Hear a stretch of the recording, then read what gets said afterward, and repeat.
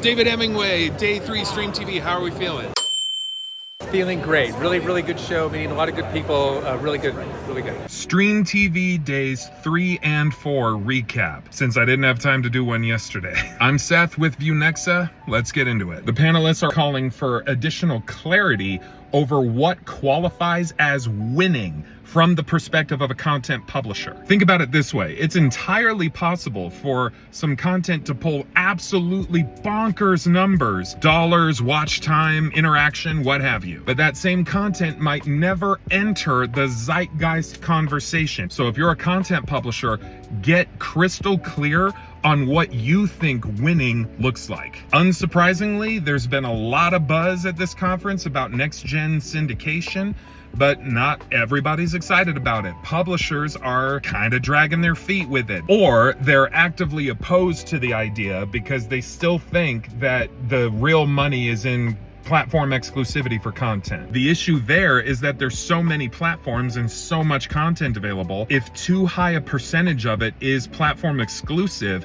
it's just going to contribute to more and more fatigue for the viewer. Also, syndication does way better with excellent localization efforts if you're distributing that content to multiple language markets, international stuff, and good localization requires dubbing, not just subtitles. Subtitles alone is not worth it. You've got to do audio dubs. The subject of bundles turned out to be a surprisingly hot topic. Lots of differing opinions about the viability of bundling platform subscriptions. NBC was advocating for it, but a Paramount executive said, They weren't on the same panel, by the way, not even on the same day. So much buzz about Iron Lung, Backrooms, and Amazing Digital Circus. All 3 of those productions started on social media, entered the cultural zeitgeist, and then quite aggressively infiltrated legacy premium media. It's worth pointing out, though, that with Iron Lung and Backrooms specifically, their runaway success was really only possible because it leveraged an existing and very large, passionately dedicated fan base. Yes, Markiplier's Iron Lung, with a very small team and budget, managed to take over Hollywood for a few weeks. That is true. But let's not just gloss over the dozens of millions of subscribers that he built as a fan base over the course of over a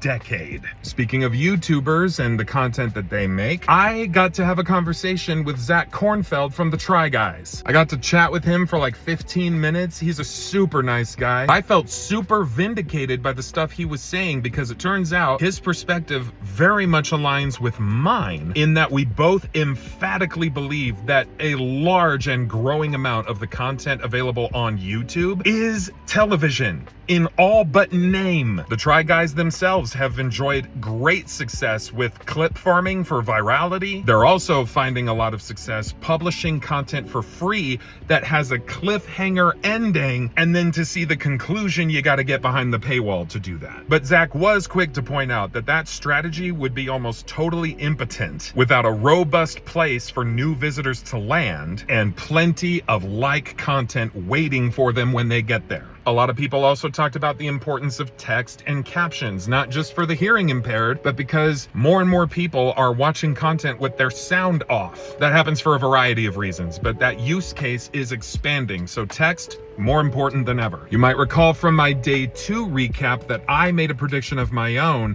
that niche content was going to make a resurgence, or at least become a lot more important than it is now. Turns out I'm not the only one thinking that. I heard some panelists today agree with each other that niche isn't just good for everybody. They described it as the new reality. And they specifically said the word niche cannot be used as a synonym for small anymore if you're using the word to describe a market demographic. It's not small, it's specific, precise. And you know who loves specificity and precision in their market demographics? Advertisers. We need to talk about clip farming. Short form clips of your content are essentially the new trailer concept. They're not just expected to, at some point, start outperforming traditional trailers. It's already happening. Back to the subject of CTV for a second. When you think about the UI design design for a CTV system. Whether you're at the OS level or inside an app, either way, you're gonna be looking at a home screen. That home screen is so important for organic discovery. But if you're gonna do well with that, you have to think really carefully about your thumbnail design. If you don't have a killer thumbnail for like a home screen hero, you're gonna get drowned out in the noise. Now, this point was really interesting to me. The powers that be are noticing that the average working American has less and less free time